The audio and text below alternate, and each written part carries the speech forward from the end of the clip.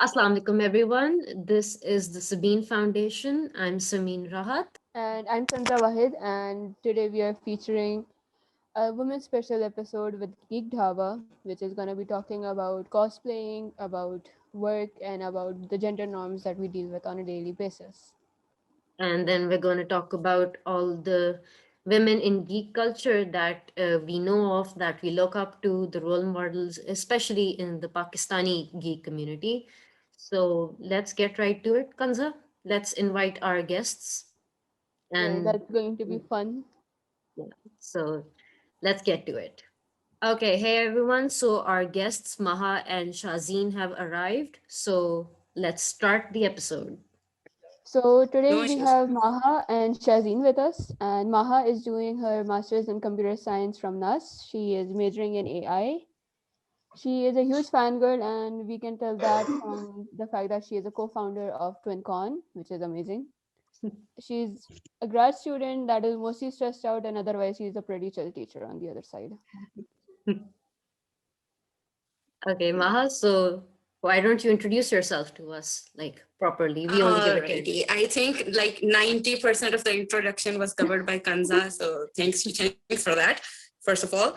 And secondly, the part that I am a huge geek, I think that is a very huge understatement considering I'm in every freaking fandom that you would ever find, be it gaming, be it animation, be it anime, be it K-pop, or be it any other fandom that you could ever find. Like I've been in all of them, kind of tiny bits of them, all the worlds that I've known of. Secondly, yes, I'm a grad student, which is like 99% of the time stressed out. But on the other side, I'm also a teacher for high schoolers for programming, and that's kind of a fun thing to balance out, considering not many students get to have a teacher who's also into the weeb side of things or into the geek side of things. So that's a very good uh, point where I get to bond with my students. All right. So thank you for joining us, Maha. And now, right on top of me, according to the recording, we have Shahzeen from Karachi, who has done her BDS dentistry, but currently she is into the arts, music, animation industry. She is the assistant lead at Mano Animation Studios. You would have heard about that. They're coming out with the Glassmaker, hopefully soon. We've been hearing a lot about Glass it over worker. the glass worker, sorry. That's And work. she sorry, sorry. So, and she is also an artist and singer at Shonen Infinity, which is a pop culture group based in Karachi. And Shazeen, we know her also as one of the OG cosplayers in the Karachi community. So take it away, Shazeen. I also saw a cat in there somewhere a moment ago. My cat was just in the way because he likes attention. I wasn't paying Hmm. attention to him. But thank you for the introduction. What can I say about myself? You already told everybody everything. I graduated maybe 5 years ago, and after that, I just applied in an animation studio here in Karachi, and it's basically Pakistan's first feature length hand drawn animated film in 2D. Okay, kabhi one year pehle. So they taught us how to animate, and the people I work with, they're super inspired by Ghibli movies. Hmm. So it's gonna be big when it's released. I don't think I can say much because I signed an NDA. Other than that, back in 2013, when the first Karachi's first cosplay event happened, it was by this group called Metal Salmon, I believe, and it was in collaboration with the Japanese consulate. So it was with the Cultural Trade Oh. Center of the consulate. Wow. So it was huge because I don't think anybody expected that many people to show up. So that was the first time I met the cosplayers, and that was the first time I realized there are other people like me. So we made Shonen Infinity, and the whole concept of Shonen was that anyone can be a part of it as long as you love geek culture. So we had a good run. Like we worked with the consulate for maybe 3 or 4 years. During whatever event they used to put up, we used to provide art and music for it. Mhm. And we've just been kind of dormant for now. But recently they had this small virtual convention called Yeah, Isekai, if Isekai. you want to look that Yeah. up. Yeah. Hmm. We Okay, were Thoda, we we were had some live. tech Yeah. issues. Yeah. We were live I know. and we I had a know. lot of Yeah. problems, sadly. But Yeah. there's gonna be more stuff regarding that. Like, there's gonna be recordings of the live performance that was supposed to happen, so we're gonna put that up.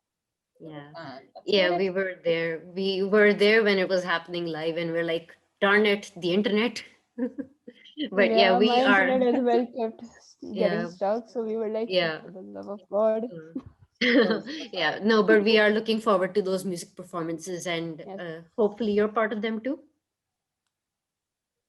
Of course, Shazzy, are you? Are you going to be performing too in the music? I yes, because I just no one can stop me from singing. Definitely, yes. I I have, just guys. have I to. yeah, I have had the pleasure of We had listening to a Shahzeen live when I came to Karachi for that one event. I forgot the name. yes, you came for Japan Fest, I believe. Yes, Japan Fest. Mm, Yeah. Mm. But okay. yeah, Cosplayed Chat Noir from Miraculous Ladybug. It was so great. yeah. And it was such a random thing. I just decided promptly, I'm gonna go. And then I surprised everyone because before that, I had only met these guys like virtually online. Yeah. And like that was the first time I was meeting everyone: Shazeen, Namra, Fatma, Mm. Anza. And then I almost gave Munir a heart attack. Like, he's like, what are you doing here? Yeah, so. Munir is a part of it Yeah. too. Like Abhi Sab Aaye The Hyderabad se they came Hmm. every Sunday to jam this event. Like they're still super into it, which is really nice to see. After all this time, Mm. they're still Yeah. into it. All right. So, Maha, what about you? What led to you creating TwinCon, and like how did this take place in the past 5 years? Like, It's it's actually a very simplistic story, to be very honest, because FinCon actually came about because we were so like starved for conventions and nobody was feeding them to us. So we started to cook mm, up our own. That's the whole reason TwinCon became a thing. Like it actually really just started from a footpath idea where three friends of us, we were sitting on a footpath and I just told Moise, it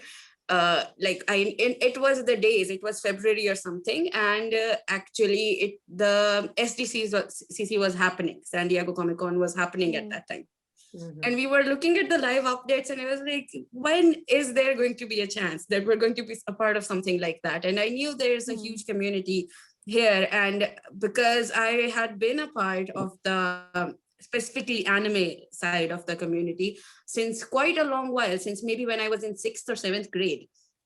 So in 8th grade it kind of grew up a lot, because in 8th, when I was in 8th and 9, 2009 was the era where Facebook started to pick up speed in Pakistan quite a lot.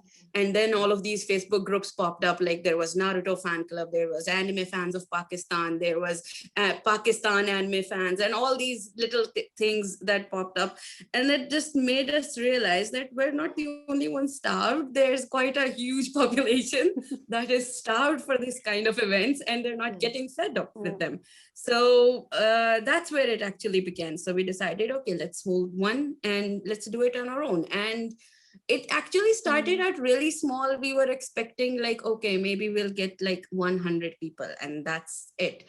And that was our target as well. We were totally dead set that if we get more than 100, that's a huge achievement for us. And then the event had like 800 to 900 people suddenly coming inside, and almost 50 to 60% of them were in cosplays. And it was yeah. it would not be an exaggeration if I say that it was kind of a dream come true, because I never expected I would live in front of my eyes see a group of Akatsukis and a group of hollows from Bleach like fighting it out in front of me. And that was kind of something that just came out of my dream once, and it was kind of magical, I would say. And I still don't never forget the first ever TwinCon, because that was the one that was held without any expectations, without any pressures. There were like no pressures of pleasing anyone or something. It was just Mm, kind of like a gathering. We just announced it. All right, you like anime, you can come here. We'll try our best to cater to you and put up some events, but majorly it was just a hangout of all of these anime fans and mm, game fans and art specifically animation arts fans to just get together, vibe to the same kind of music, and just discuss theory, all of that stuff. It was originally meant to be just that, and then it just grew from there, and even surprised us that how it grew to after in the later years. Nice. And of course, that blew up the whole convention scene in Pakistan, even like Yeah. all the events Yes. Was in Karachi, in Lahore, and now virtually thanks to Shahzeen and company. So let's. Yes. yeah. It was So, amazing. I remember when the first photos of TwinCon started going up, and there were so many people. It was mind blowing to see. It was amazing. Like kudos to mm, you, man. You pulled that off. Yeah, I mean, Oh, like, thank you. especially with how people get in this yeah. community about so many things, it's And I amazing was that you True, managed so to do dead. that. true. I was so dead set on True. going to that TwinCon, like 2014, the one in the Nust football ground. I was so Yes. dead set on going to it, but then I was busy in my thesis those days, and I like nope. And then Ouch. It was 2015, actually yeah, the 2015 TwinCon. 2014 one was actually so much more bigger because we actually faced a setback in that one as well. The venue was supposed to be something else, and at the last moment, I don't remember what the reason was, but there was some kind of procession going around in Islamabad red zone, and that's why we got NOC cancelled like 12, 13 hours before the event. Like at 7 p.m. in the evening, we got a call from the board government and they said your event NOC is cancelled. So you cannot hold your event tomorrow. And we had to postpone it. We had to listen to a lot of stuff. But that was the point where I Yeah. realized that this community, even with its ups and downs, because it has been quite a notorious community and quite a Yeah. controversial one as well. But even with its ups and downs, that was the point where we were not the ones defending ourselves. It was the community that was defending us. And Mm. everyone, none of the people from the organization committee was there to say, okay, it was not our fault and it was the government who canceled and all of that stuff. There were people, I specifically remember there was Ali Imam Tahir and Anza who took like literally all of this head on. Nobody else was there when all of the backlash started, and these two people, Anza Qureshi and Al Sayed Ali Imam Tahir, they were just there like, these people are trying to put an event for you guys and you guys are acting like that. It's not their fault, it's not it's the government's fault, it's not the organization's fault. And I was just sitting there looking through the comments, because actually at that time when we heard the news, we were actually preparing the Gyarados for the stage decoration, and I had given up at that point. I put the paint brushes down and I was like, okay, it's not happening tomorrow, I'm not doing anything now. And that's when I picked the things back up, because I was like, okay, I'm not there to defend myself, there are people, other people who are doing it, and they have their expectations and we've got to put them up out, we've got to fulfill those expectations. That's Yeah. where I would say that I realized, okay, the community is not all bad. The community is not always just out there to get you, it's there to defend you guys as well, Mm. which kind of became our fuel and motivation for the next 5 years to hold the TwinCon until 2019 completely. Yeah, I mean, Uh, I remember seeing posts about the event and all that, and I was living in Karachi in those days, and I just went to my mom like, "Mother, please, let me go." And she just yelled at me. She was like, "You have your exams going on. Shut up, sit and study." I was like, uh, yeah. "Yeah, I like So think not that for was me." the reason exactly. why before that we made this tiny little page called Pakistani cosplayers, and I Hmm. think TwinCon is one of the reasons why it blew up, because the reach for TwinCon was so huge, so many photos, everything. Like I think TwinCon was half the reason why that page became successful, because whoa, like, Yeah. it's understandable why the Yeah. community just goes, it waits for TwinCon every year, and it makes me really sad that COVID happened, because Hmm. now they can't Yeah. have. It's just Yeah. upsetting. Like it's But I like that you mentioned Pakistani cosplayers, because when we first were doing the 2014 TwinCon, I remember you and Nabil contacted us and you were like, okay, put up this poster at TwinCon. And I legit, when you guys messaged that, when the Pakistani cosplayers people, Munir, Nabil and Shahzeen, when they messaged us that put up this standee at your event, And I went to Hassan and I was like, okay, this is not that huge of an event. Why would they want their poster here? And then I like without our expectations, it kind of blew up. And two people came from Karachi just to deliver that poster, and then it got postponed. And it was a very huge coincidence. One of them was Amal, I remember. It was a Mm. very huge coincidence that the hotel that they booked to stay was actually Vah Continental. It was at a 10-minute drive from my house. And it was not in Islamabad, even though the event was in Islamabad. And then they called me and they were like, okay, if you could just take this poster from us, if the event is going to be delayed 20 to 25 days, so we can't obviously stay here, just take this from us.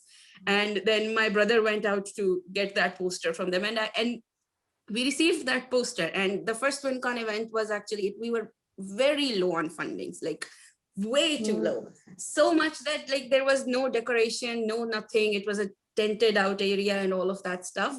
And then we received the posters from Pakistani cosplayers, and it was this one really professional thing, and it was heavy, and it was made in this huge, like it was taller than me. And my brother received it, and he came back to the house, and I was like, Ahmad ये हमारे event पे अच्छा नहीं लगेगा खड़ा हुआ. That's when he was like, okay, just like we'll just put it up. We'll put it up somewhere near the stage, and then that be it. Then उसके बाद में देखी जाएगी. And then I'm very glad that it grew up to be something that Pakistani cosplayers could stand head to head with. No, like, okay, so just the fact that you put up an event is in itself a huge deal, because everyone thinks there's like a niche community. Koi aayega nahi. Even if you go to sponsors, they'll be like, where are your numbers? What are you going to do? How do you know people will show up? So now, if an event happens, we can tell sponsors, okay, you see this event called TwinCon in Islamabad and Rawalpindi, you see how many people showed up? You've literally become like an example to show people, okay, देखो sponsors लोग आएंगे, इतने सारे लोग आ रहे हैं TwinCon पे, कराची में भी आ सकते हैं, कोई मसला नहीं है. It was a huge deal, and I don't think like putting up an event is easy by any means. So just the fact that you did it is amazing. Like, I think we were super proud to be a part of it. Like, even have like a little poster in it. We were like super honored. So thank you for putting up that poster. Thank you for putting up that faith, and I would be thankful for putting up the poster in return. All right. So Shahzeen, what about you? Like you had such a like vastly different thing. Like you were doing dentistry and then you're into all of this. So how did that happen? Like the journey from there to there, and like because we've seen a lot of people who are into this, but they have such vastly different careers and they probably want to come into this. So what's the thing? What was it like the inspiration and everything that guided you? I think the first anime I ever watched was Digimon. And it wasn't even in English, it was the Arabic dub of Digimon. Because I grew up in Saudi Arabia, so all the anime were like dubbed in Arabic. So Oh my we gosh, always was had it this around it. MBC3?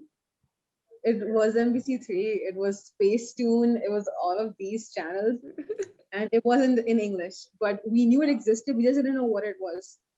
And we didn't speak Arabic, तो बस बैठ के देख रहे होते थे कि वो क्या हो रहा है, इतना dramatic क्यों है, we want to know what it is. So after I moved to Pakistan, I found the English dubs of everything, and then we joined Facebook. Supposed to be small clips aati rehti thi. So just seeing all this happen, and then I was also really into Disney. So I kind of wanted to be a part of art and music, but because they're Pakistani and because we don't have those options as careers, I had to be like a dentist first. But a part of me just never wanted to let that go. Mostly because it gives you this sense of community and individuality. If you meet people like you who are into these same things, it makes you feel happy that you're a part of it. So during my days of school, when the events were happening, it just really helped to know that there's this small community of anime geeks and weebs who are just super into this, and they're into it for the same reasons that you are. that they feel like their personalities are appreciated if they like the small thing. It was really nice just to like be a part of that. And then after I graduated, I found out that this person called Usman Raz is making a movie. The first time I saw that page for the glass worker, I unfollowed that page and I blocked that page. I was like, I don't want to see this because it's gonna make me sad. But right after I graduated, I was like, you know what? Just let me just apply, and no matter what happens, I should just try it. Because if I don't try it, then what if like someday there's a kid who wants to be a part of this and he doesn't get to be a part of it? What will I say to that child? Like, just follow whatever everyone else says. Don't listen to what you want to do. So I just applied and I got in, and then I got right into the middle of this whole thing. And it was amazing. It wasn't an easy journey, but I'm just really happy that I went through with it. Hmm. And how's it going now? Like we keep hearing about the movie every little while afterwards. Like थोड़ी थोड़ी देर के बाद we get pop-ups about it. So how's it going overall? Can you tell us anything about it? So yes, I can tell you the public information. So recently, pre-COVID, right before Corona hit, we had an exclusive sort of prelude show, which is not the same thing that went on the Kickstarter. It was an in-progress showreel that's on the website of Mano Animation Studios if you want to see it. It was showed in Newplex during the Pakistan International Film Festival. Wow. And it also introduced the fact that the studio is collaborating with Studio Kona, which is a studio in Japan. So Mr. Jeffrey Wexler, he's one of the co-producers of the movie now. And he was involved in working with Studio Ghibli before this, and now he's in Studio Quanup. And Quanup is the same studio that made Marian the Witch's Flower, and it's formed by the people who used to work at Ghibli. So that whole film festival was basically telling the world that now we're a part of this international community of movies, and it's gonna be bigger than we expected. So the script was like, you know, revised to match those standards, and now we're continuing making the movie. And it's like a small studio. We're not a lot of people. We're like maybe 30 people, and we're all under 30.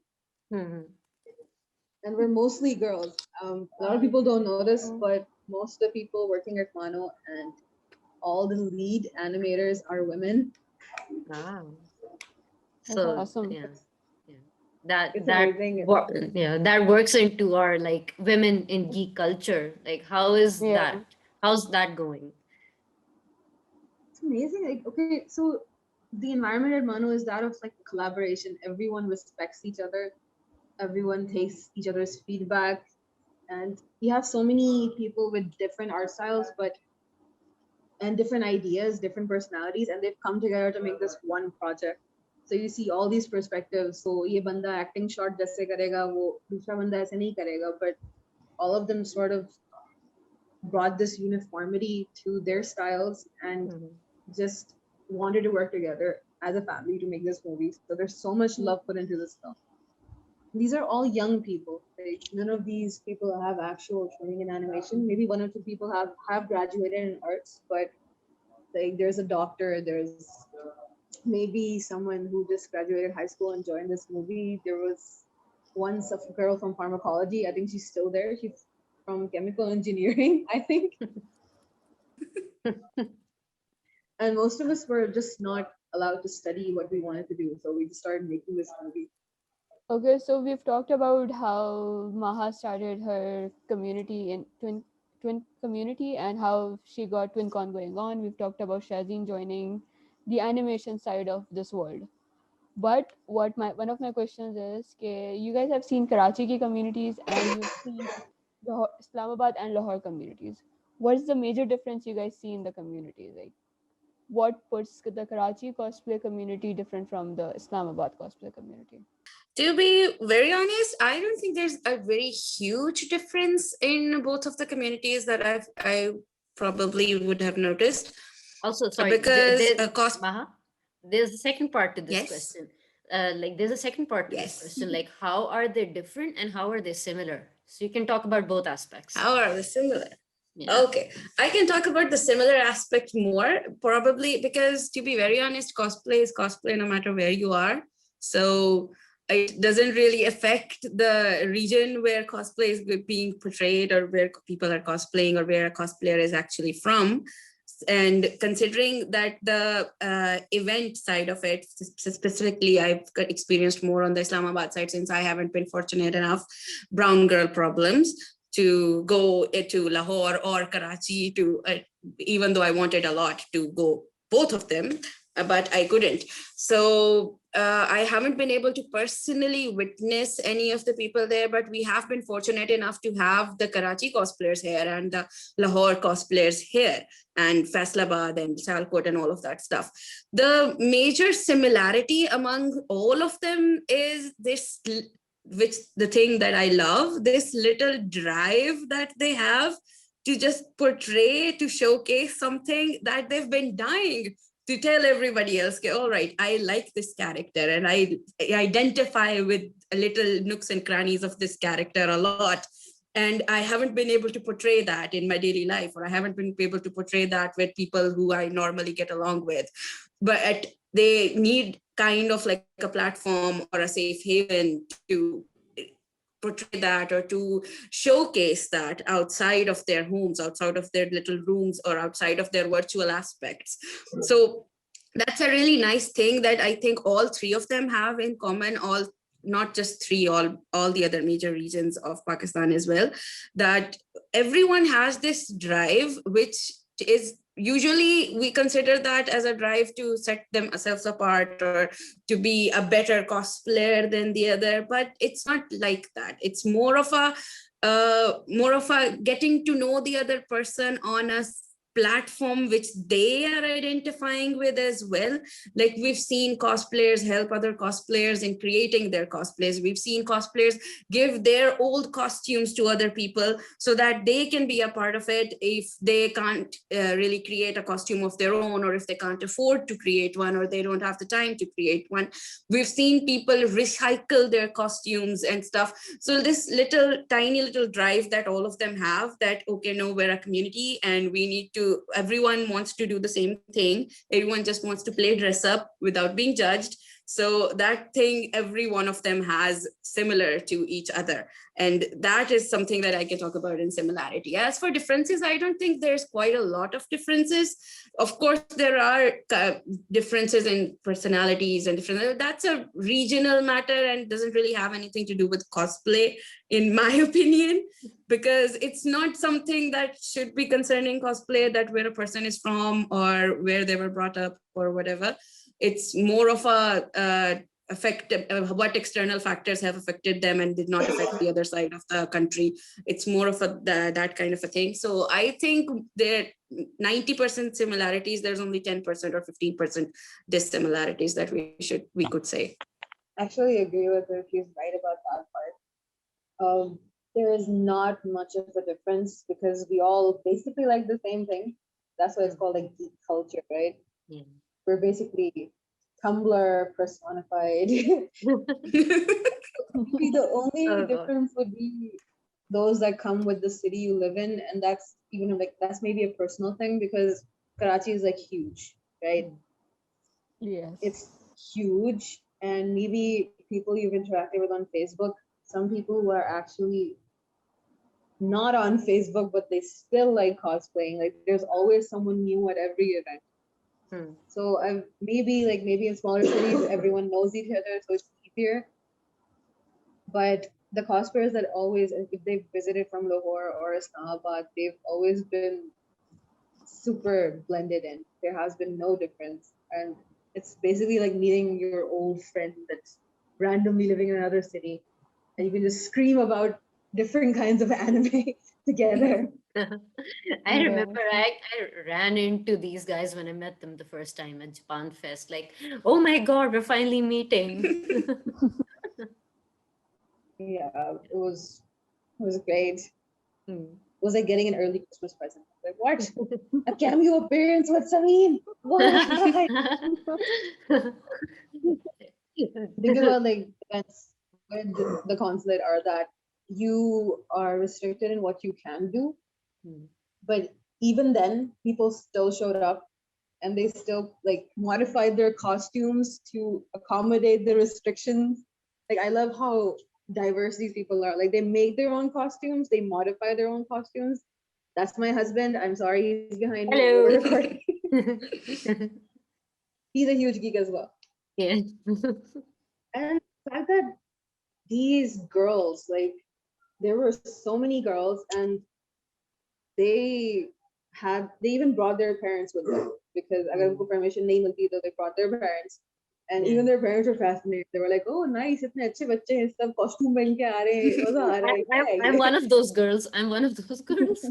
My parents are always there at the events. Maha can I testify. get like your parents are always there. I would say that they're part of the community more than you.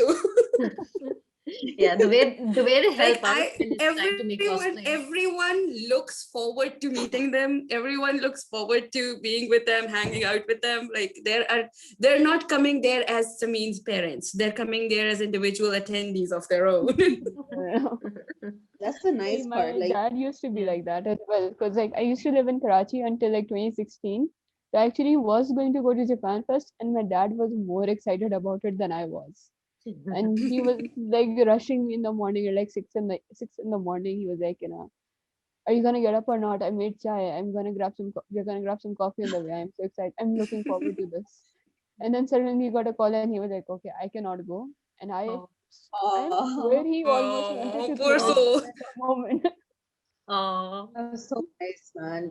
When we I had the think first TwinCon ever, I remember my mom and dad went with us to the. They would go with us to all of the TwinCons, but when the first one ever happened, my dad looked around when there was quite a lot of people and the crowd had gathered. It was peak point, and he looked around everywhere, and then he called me like this. He can like, come listen to me. And when I went there, he said, "Sirf tum तीनों ही नहीं पागल, सभी हैं." And I was like, okay, does that give you some kind of comfort? And he was like, nahi, theek hai, acha hai. And that's when he started supporting our activities, because before that he was not in, like he was so against all of these ideas. My mom, on the other hand, she helped paint everything for TwinCon. She helped create costumes for TwinCon, and she was so on board with it. She's a part of the decor team. We always say that she always helps out with the decorations and stuff.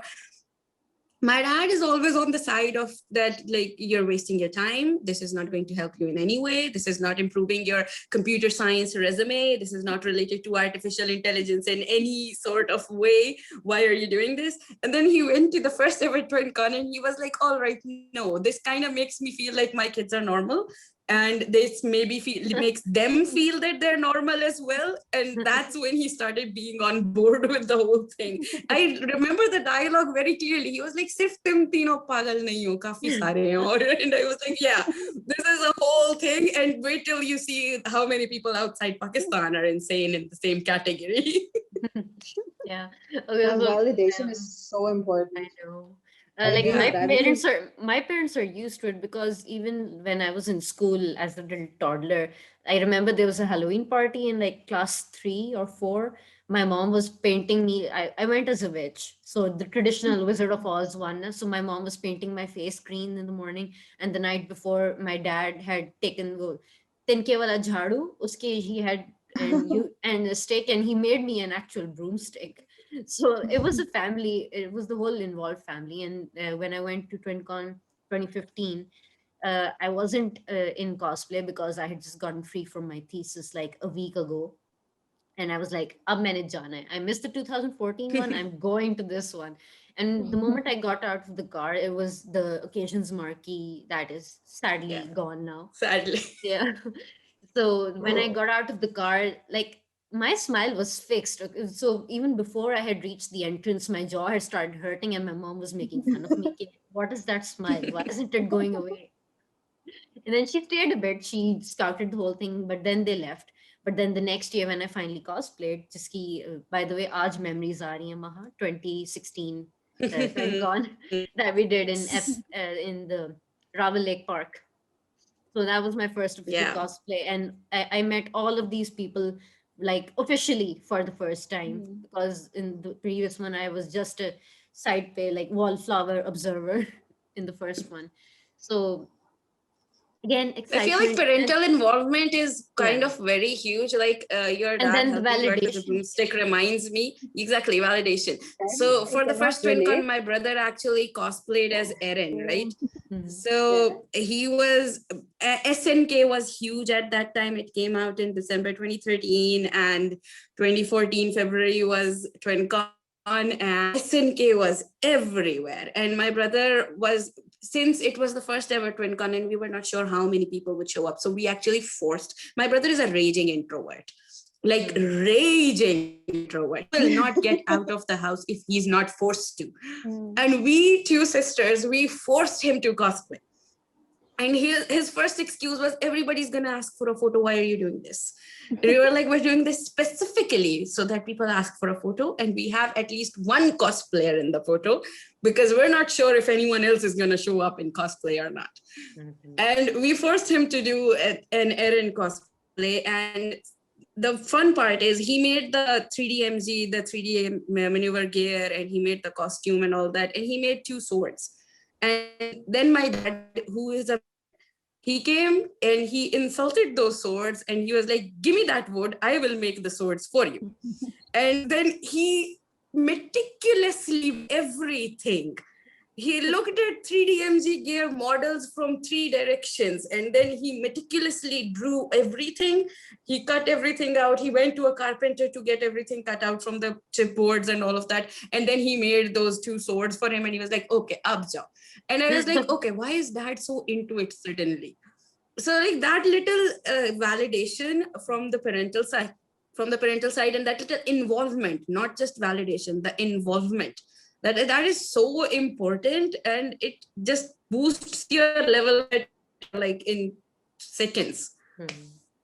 I if this I'm sorry this brings the mood down, but I cannot relate because our parents never actually allowed any of this, and they weren't happy about it either. They were like, किस चीज में time waste कर रहे हो, इसका फायदा क्या है, क्या मिलेगा ये करके. So we actually started like kind of inserting into the conventions by making props for other people. और वो props भी ऐसे बनते थे कि कचरा जमा करके बना रहे हैं, स्टाइरोफोम पीसेस जमा किए हैं, कार्डबोर्ड कार्टून जमा किए हैं और पेपर मशे लगा के बनाया है. But just the fact that going like the minute we'd enter into the event venue, we didn't. Oh, I'm sorry, my cat is in the way. We actually don't mind. We actually don't mind. Bring all We the didn't cats. care about. We're getting free I just did it. serotonin. Just by like just the minute we entered the event venue, we didn't care about any of that. Like all our friends would show up around us, and we didn't care कि घर पे जो है ना जाके सुननी पड़ेगी नाट, बस ये लोग हैं यहाँ पे, and this moment is what matters, right? So I remember like forcing my brother to cosplay एक दफा for Japan Fest, and he actually won. And I was like, see, do you see this? You won. You are good at this. Do it. I even remember talking to someone's parents ek dafa ke, just let her do it and you can come by, you can see what this is about and you will enjoy it. And she actually did. And that girl cosplayed like 2 more times before like she moved or something. Just even the validation that comes from the community means so much. And I can say that as a personal experience because I didn't get that at home at all. I feel like this validation is more important, like in the sense that specifically from a woman's point of view, from a female's point of view, I would suggest you're not given this kind of an equitable status anywhere else. And then when you're in this kind of a community and then suddenly it's just all right, you're a character, you're a character, you're a character. There's no rules to that. And specifically, there's no gender rules to that either. Nobody's going to say anything if you're cosplaying a male dude, if you're cosplaying a character, you're cosplaying someone old, someone young, if you're cosplaying something that's not even human in the first place. So it kind of lets specifically us women in that are usually kept in this little circle to not break out of that. It kind of gives us quite a huge opportunity to stand at equitable, equivalent grounds with other people, where it doesn't really matter what your gender. Although I would say that it comes with quite a huge amount of downfalls as well, because women in geek culture, they're not really that appreciated in geek culture. it's considered that it's not our territory and we're just trying to be here for the sake of it. So events like these, events like Japan Fest, events and communities like Shonen Infinity and TwinCon and cosplayers, they're necessary to make these women feel like, all right, we're promoting someone who's male as at the same level as we're promoting someone who's female. They're necessary to make everyone realize, all right, you're going to get the same treatment from us as an event at an organizational person or as a page manager or as a promotional activist, so that you're going to get the same amount of things, whether you're a dude or whether you're a woman. It doesn't really matter.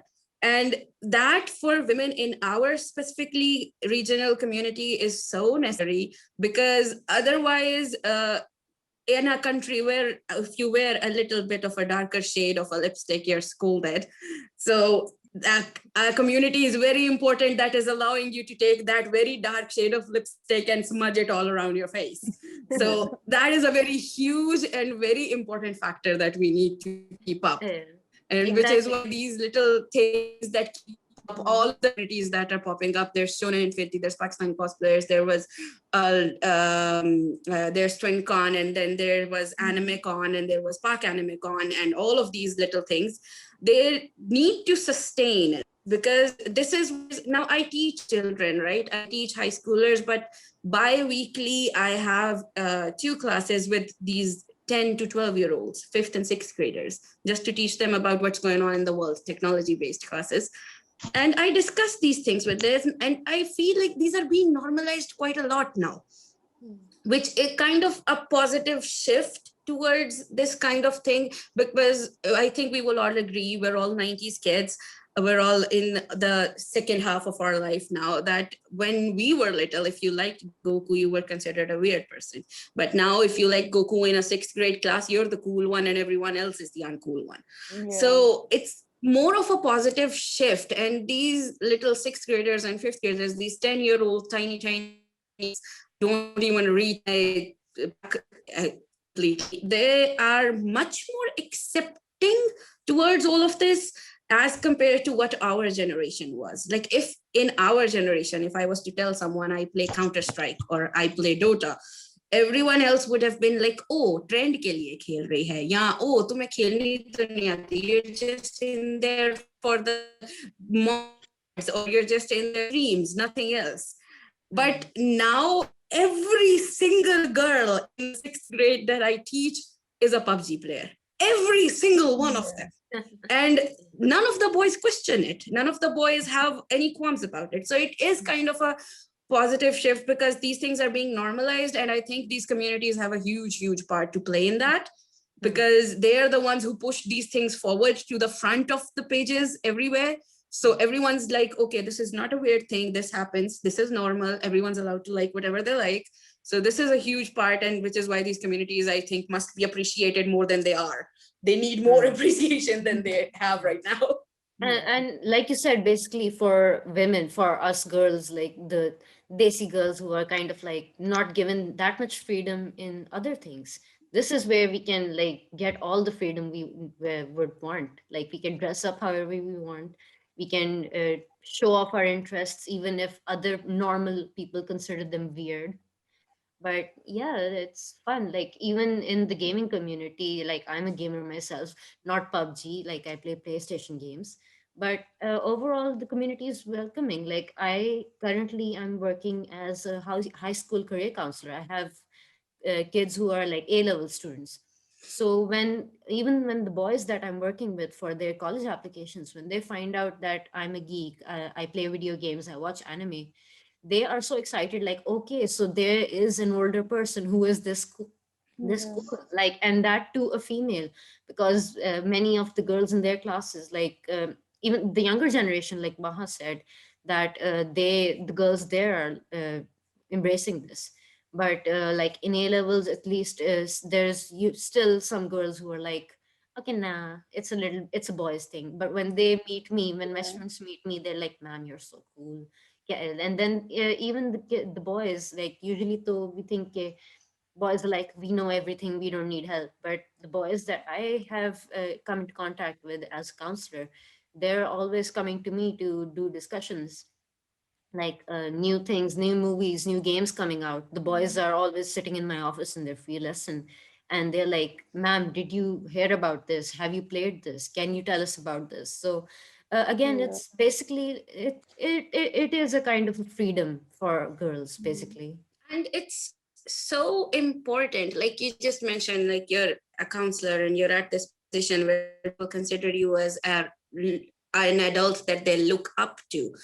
It's so important for women in these places to have such kind of a mindset, because the whole reason behind all of these girls, specifically the now I teach high school as well, so that's like 8th, 9th, first year, second year, so A level, like level base aged.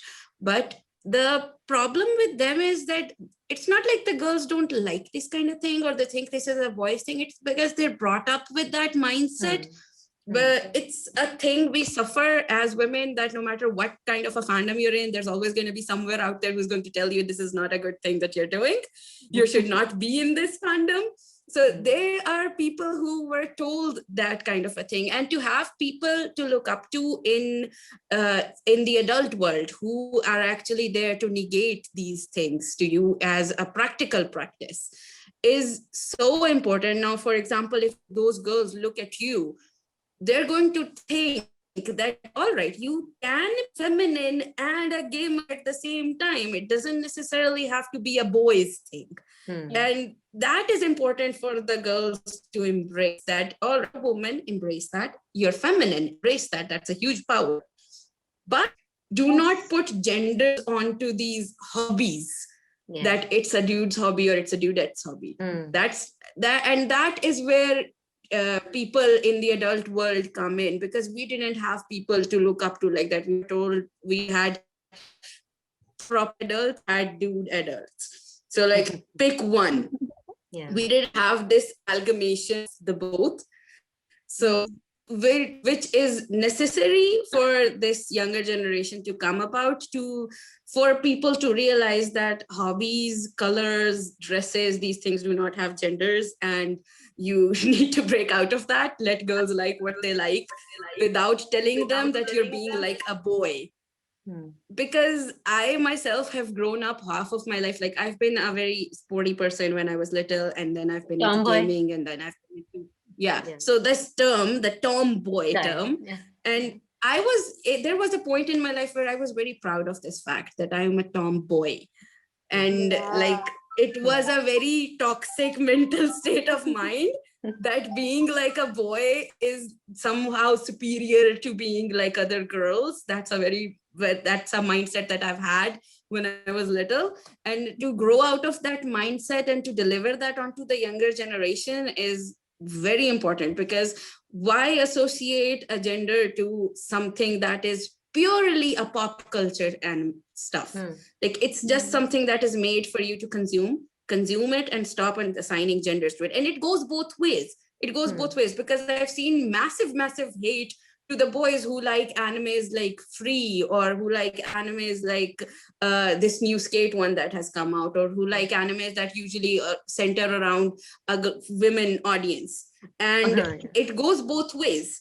Like stop assigning gender to things. That's a huge important thing, and which is why we need adult working women in this geek culture to tell the little ones that it's very important to just do whatever you like and stop assigning gender labels to it, that it's a boys thing, or it's a boys hobby, or it's a boys anime. And moving continuing from this, like what are the kinds of like strong geek women role models, especially in Pakistan, that you guys know and you would want to promote and everything? Like Who wants to go first? what kind of geek models would you guys like to see in the community? I mean, Sabeen, I already know you as a cosplayer. I mean, I've seen your cosplays with your face and everything, Exactly. and they're all amazing, badass pictures every single time. We have a lot of people in the community even right now that are so worthy of being looked up to. like Sabeen being one of them, Shahzeen being one of them, and then we have Kaya as well. We have a lot of other people. We have Maha Abdul Alam and like Yeah. in the animation, people in the Manuke, and drawing in the arts community, as well as people in the script writing, in the story writing community, or people in just the normal activist community that are just trying very hard to bring this thing to the surface. We've got quite a lot of role models in our daily life normally as well.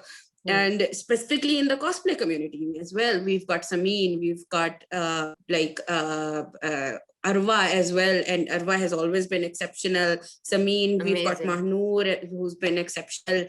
We've got Anza, who's always been doing everything out of the box.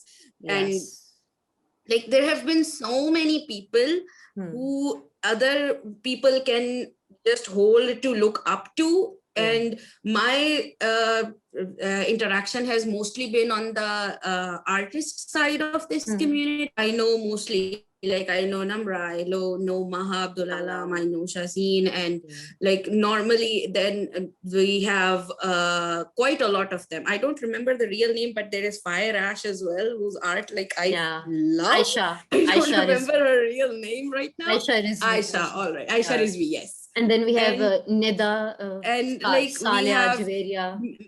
Nida as well, exactly. I was going to say Pandu. Nida, yes. Saleha, Nida, Dania, and like there's so many people with so much talent. These are just the top of our head. It's hard to pinpoint that this. Exactly. These are just the top of our head. These are just the people that we encounter. There's so much more and so many more that I don't even know of, maybe that I don't even get to interact with. There's so much talent filled to the brim that I am not like, I see Saleha's posts on my Instagram and my whole thought process is how does she churn out drawing after drawing after drawing with just pens and with just markers and nothing else. And everything, these people make you wonder, how are they doing this? And yet they're there and they're doing it. And there's probably so many more that we don't even know of. Like every one of us has this tiny little circle around us. And if you combine all of those circles, I have no idea how many amazing women we've got in this community.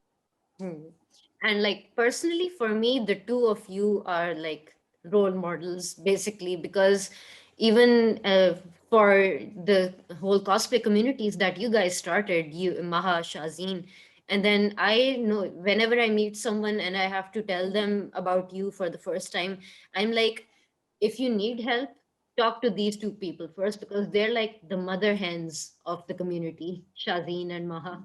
They're like the protectors of the cosplayers, especially the female cosplayers, and they're the mother hens. So you can go baby mode and they'll mama you, and so you guys are my role models. We just became so fierce about this, and there was a phase where I was just angry. I was like, how dare you talk to this girl like this, and how dare you try to stop this girl from doing something? Because we grew up and we had to unlearn all of this. I'm sorry to swear, I'm not gonna swear. All of this stuff that you can't be outside, you can't like these things, you are not allowed to be around boys. And I was like, you can't tell them what to do, you just can't tell me what to do. Reference. Like I had this problem growing up as well. Like I remember being like 7 or 8 and all my cousins would be sitting in my dadi's living room watching Pokemon, and my khala would be like, no, you're not allowed to watch Pokemon, it's a boys TV show, you cannot watch Pokemon. And I was just like, huh?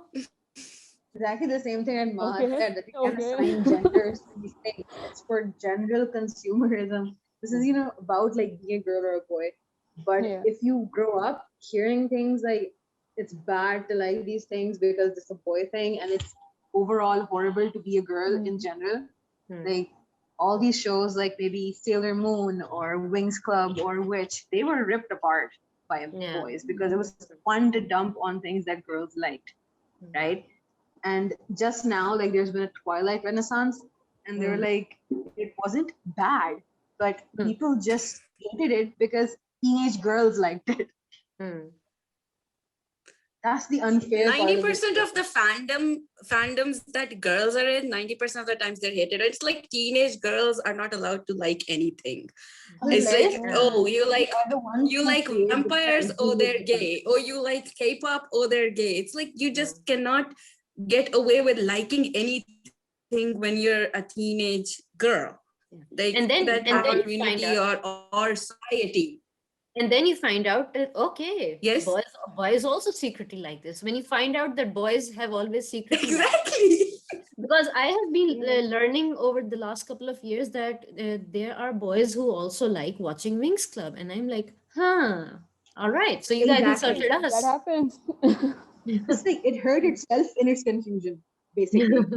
Yeah. Yeah, because like Exactly. especially like right now, even everybody that is into the Wings TV show right now, especially like all my guy friends would be like, yeah, this wasn't exactly what we saw when we were kids. What is this? Like, where are the wings? Where is this? And then Where is that? yeah. And then you I go was like, thinking that. okay, so you know about the So show. you saw. Yeah, Yeah. you Why are you you making watched the it show. pretty and Like I smart? recently Like met a it's friend of mine okay and to he be sang pretty along. and girly. It's fine. Yeah. Yeah. It's okay to be feminine. Like definitely, let it be colorful. Let it show female friendships. It doesn't have to be dramatic.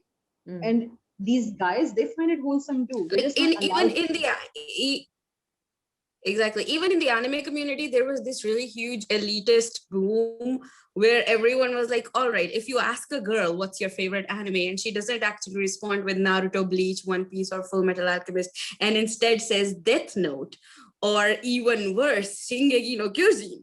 So like it was like, oh, you're a girl and you watch Yeah. how Like this boys' minds would be why blown. this whole stereotyping. Exactly. Yeah. This whole stereotyping against gender Why? that oh, allowed to like this or you're allowed to like this, all of this, it's just bound to be. With girls that are 13 to 17, it's a thing. No matter what you like too much makeup, it's a bad thing. You don't like makeup, it's a bad thing. You're Yeah. feminine, it's a bad thing. You're not feminine, it's a bad thing. You like girly animes, bad. You like non-girly animes, so even that is bad because it's not your territory to be walking upon. So it's something that we all struggled with as well, that And when I'm you're still teenage struggling. like something, Like, everyone's going to yeah. be pointing fingers. Yes, we're still struggling, to be very honest. Yes, Yeah. that Even Like everyone's going it's to yeah. point we fingers somehow. ourselves had to unlearn. And nobody told us anything. We had to unlearn this fact that we can't judge this girl for liking these things. Yes, Hmm. Because for all this time, we've been told कि इस तरह का होना चाहिए और अगर आपको ये पसंद है तो उसका मतलब है आप इस तरह के इंसान हैं. And No, that has been just such a these young problem people, they've turned always. out to be more accepting than we were when we were their age. Hmm. So I'm just Yeah. really happy about that fact. Hmm. And yeah, that's where the role models thing comes in, because now that we've, like Shahzeen said, that we've unlearned a lot of things and now we're teaching it to the younger ones. So that's, I guess, where the role model comes in as well, the part about that as well. So here's to hoping that in the next few years we won't have to stress this much about Yeah. making Fingers people accept crossed. everything as it is. Hmm. exactly. All right, guys. Keeping in mind that, again, like sometimes we, even despite the role models and the behaviors that we are teaching, that okay, so not everything is like acceptable, that you have to be accepting of other people and their interests and hobbies. You can't like gatekeep and everything. So but what are your ideas on like all girls events, like to create a safe space for them, like just to brag a little, BMIG, there's a con event that we do in my mom's school. So I guess you've all seen the pictures over the last couple of years. We've done it Yes. like two or three times. The last one was in 2019. It's an all girls school. So as a school event, instead of like a Halloween or an Eid Milan party, we've been doing the Comic Con for that school. So what do you think about that? Like all girls school, because there's like little kids, those grades in that event that we've been seeing, it's like from grade 6 to 11. So they are like in the range of like from 10 to 15, 16. And like personally, I've been part of the judging team all three events.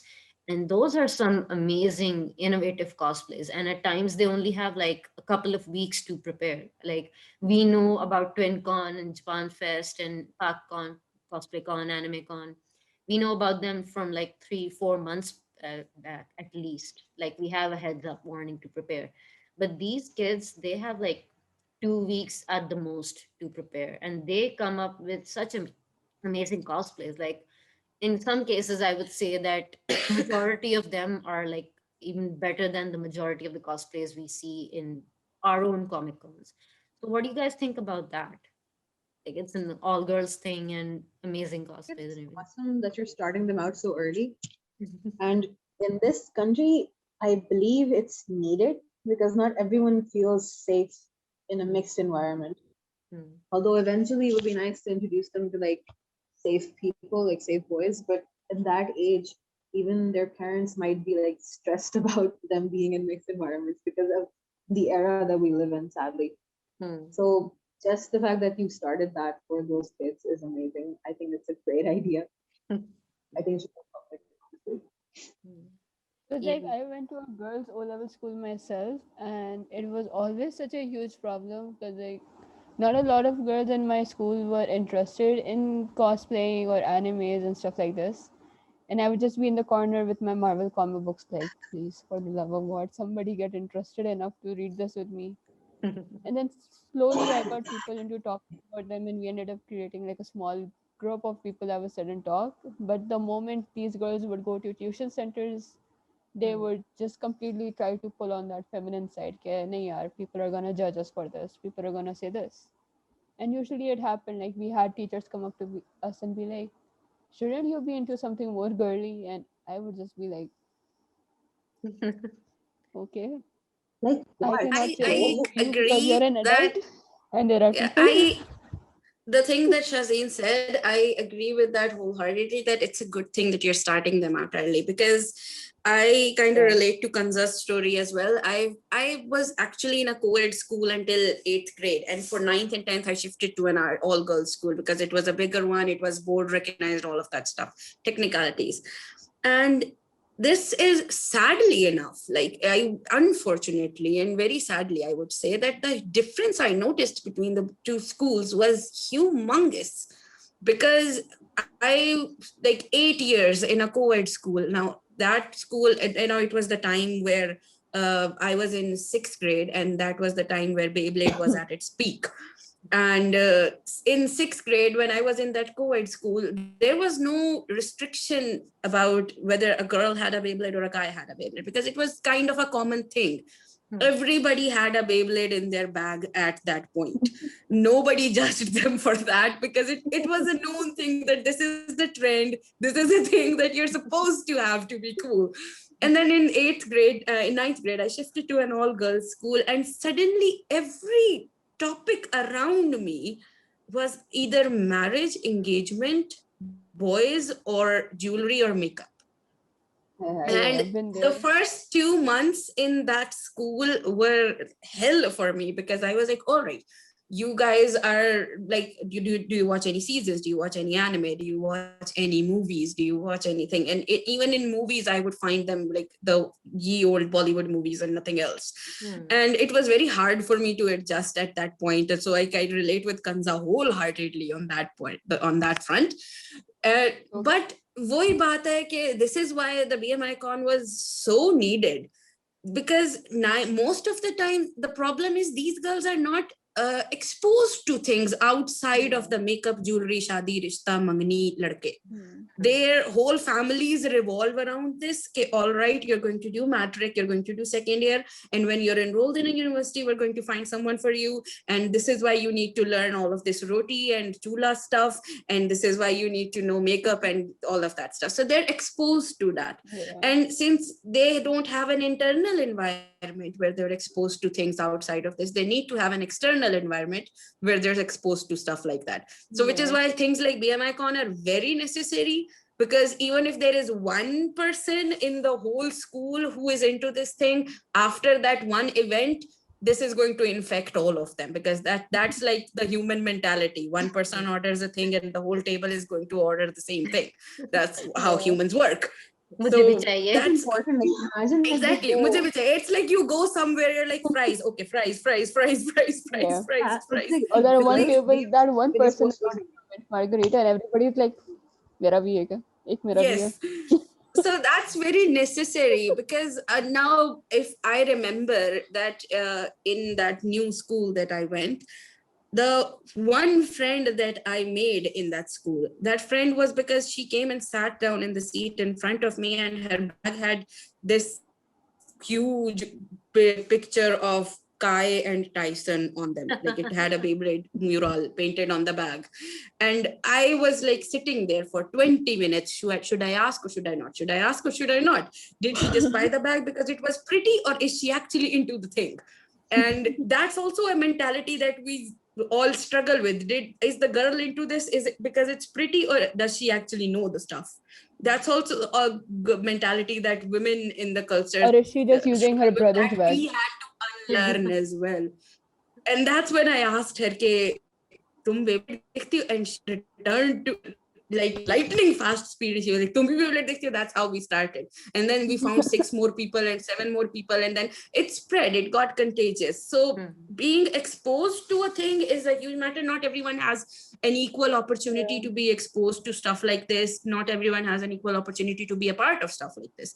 Those girls in BMI, they could, it's very probable that maybe some of them did not have means to get to an event of animation or an event of a convention, and which is why bringing this exposure to them is very necessary and a very good thing. So I think you guys deserve a clap for that as well. Thank you. The fact that it's happening, like, okay, so they start cosplaying, theek hai, they start watching the show, then they start wondering how it's made, and they start thinking about Yes. maybe how they can recreate that in real life, or how the makeup is done, or how the hair is done, or how the costumes are made. And before you know it, their horizons are expanded. It's beyond like Exactly. Tula, Hani, whatever. It's Exactly. all of this and more. You give girls just one thing, and they understand that their world can evolve around something else as well. It doesn't have to just be the same thing society wants you to do. Yeah, and like especially like I've noticed in this the age group that we're dealing with now, that the girls are actually so creative when it comes to this stuff once they're actually told. So there is more to life outside of learning how to make the gold roti. Like, and then you see them Yes. do such Yeah. amazing things for so much cheaper and so much better than so many other things you see online, and then your mind is just blown. Yeah, I'm just I like, can give dude, you please real life don't do it. examples. Like after Shonen, Fatima started making costumes. Like she was commissioned to, Yes. Yes. and there was this girl, May. She sells like sushi and she sells steam buns. And most of the reason why I started singing was because I really like Disney and I wanted to be a Disney princess. So I just started singing and I started drawing because it was great. Yeah. Yeah. Writing stories, just all of this, it comes from art and it comes from like pop culture.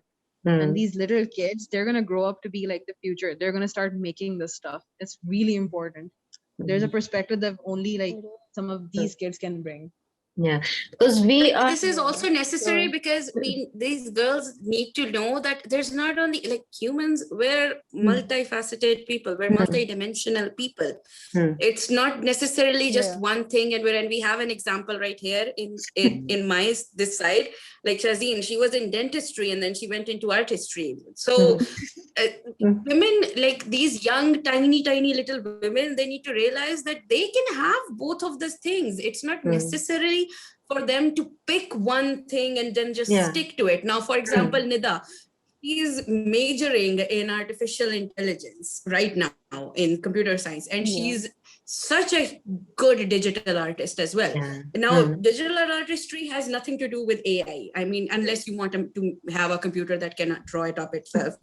But these are two very unrelated fields, and yet she's nailing both of them. Like she got a 4.0 in her first semester and she is nailing all of the artistry as well. So girls need to realize that it's not necessary that if your parents are telling you that you got to be a doctor or you got to be an engineer or you got to be first things first, don't listen to them, be whatever you want.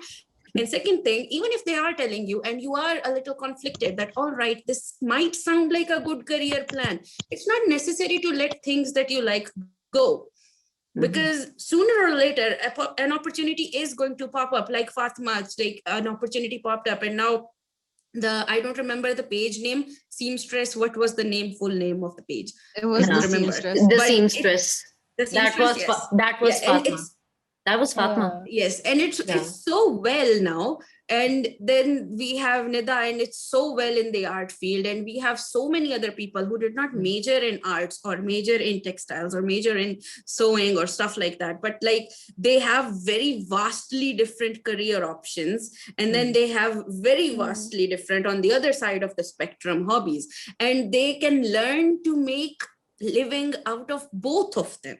It's not necessary to just pick one part. If you're a multidimensional woman, embrace that. Be a multidimensional woman and just follow all of the dimensions that you have. Now, even if Yeah, I you would just have say to for find the right myself as well, balance. it's not necessary that like there is no relation of TwinCon to computer science and artificial intelligence at all.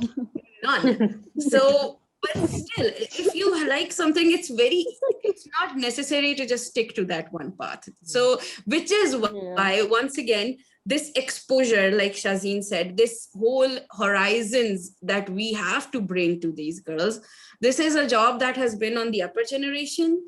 And I think this one generation that is going now is doing, if not 100%, if it's at least getting 70% there with fulfilling this job, to be very honest.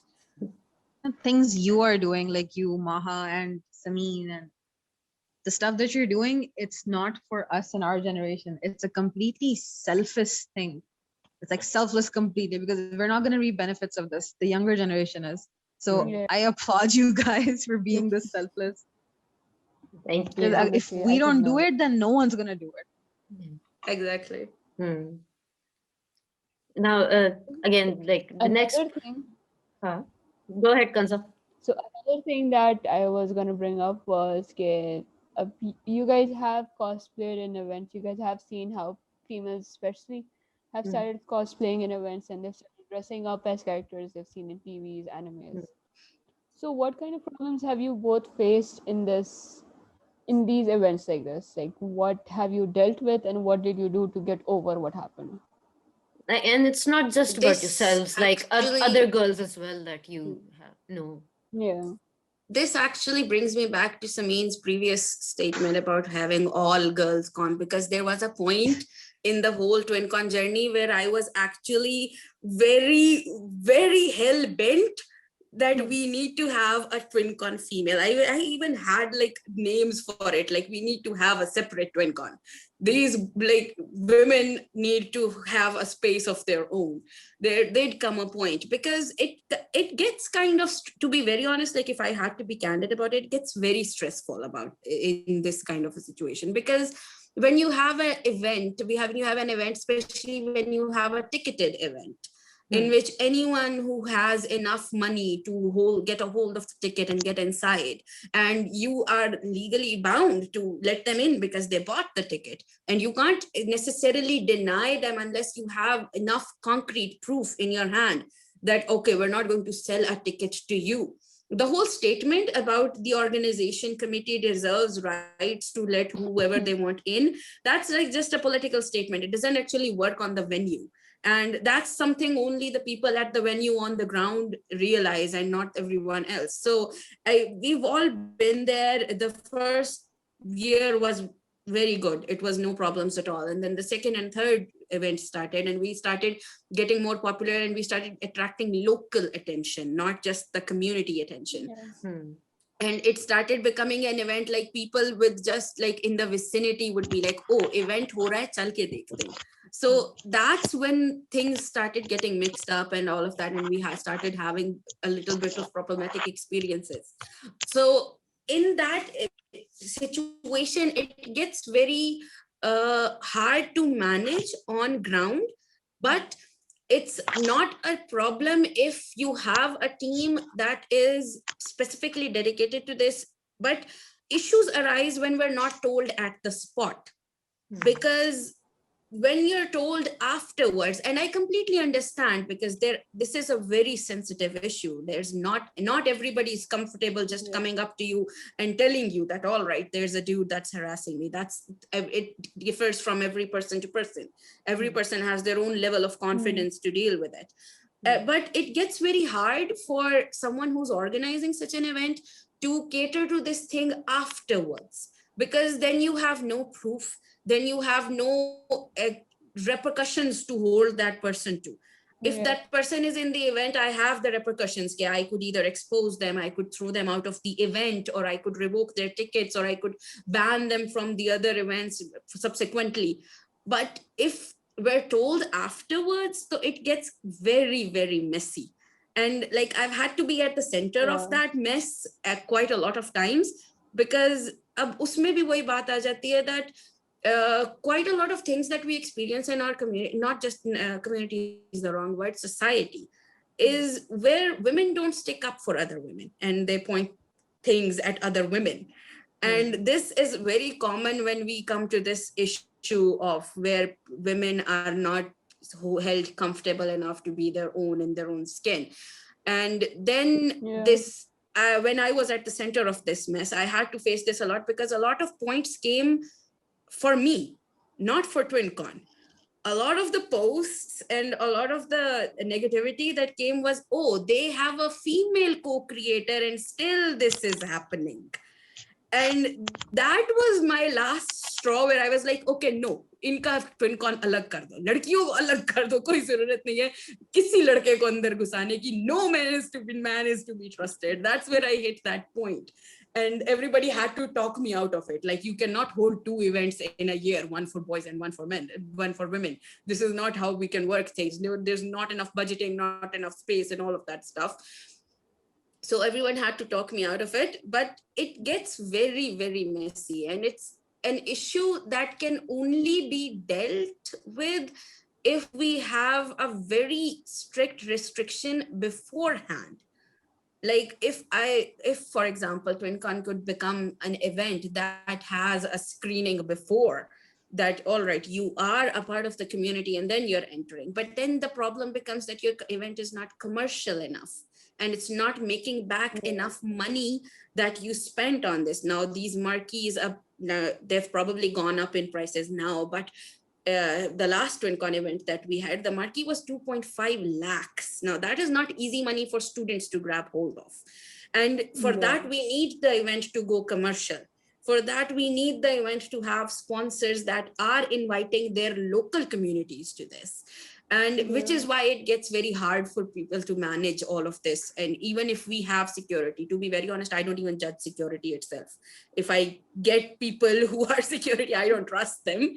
So this becomes very hard. And then at the end, when you have to take the arrows for all of it, that's where you get very low. When it was TwinCon 2017, I had decided, bas ab karna hi nahi hai TwinCon. This is not worth it at all. It's not worth the effort you put in for just someone to come up and then just say that, oh, they have this kind of, they have a female co-creator, and then still there was a female that was harassed, and that's it. So I was like, okay, this is not worth it. Because it was not just pointing at me as an organizer, it was pointing at me as a woman. So that's where it became a little hard for me to handle. And that's the point where I was banned from Facebook, and I was like, okay, I'm not going back there ever again either. That's where I decided to cut it off. But the problem is, it's not a issue of events or cosplay, or it's an issue of our country. That's where the problem is, because we have a country where there is always going to be someone who's going to ogle at you, even if you're covered head to toe. So it doesn't really matter whether you're in a skirt or in tights, or whether you're wearing low cut shirts or whatever. Even if you're covered head to toe, even if you're only showing your eyes, there's always going to be someone who's going to pass a comment.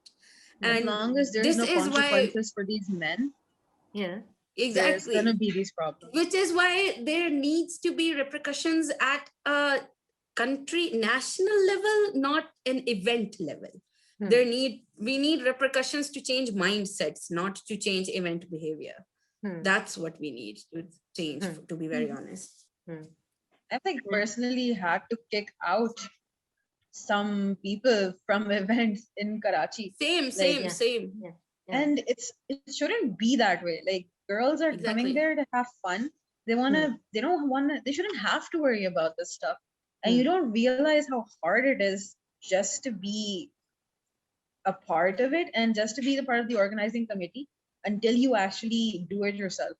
And you realize, okay, all these things are in play. These sponsors, they want footfall. They don't care where it comes from. They don't care how much security you have to hire.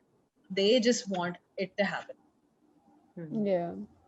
Exactly. Then there is always someone they want to blame. They always want to point fingers at somebody and be like, you were there, and even then this happened. How could you happen? Yeah. Then you Like feel in How the many rules 2019 you know event, what? I specifically remember a friend of mine, she was cosplaying as Misaki from Kaichawa Maid Sama, and like she nailed it, and she was looking like, even if I were to say myself, she was looking smoking hot.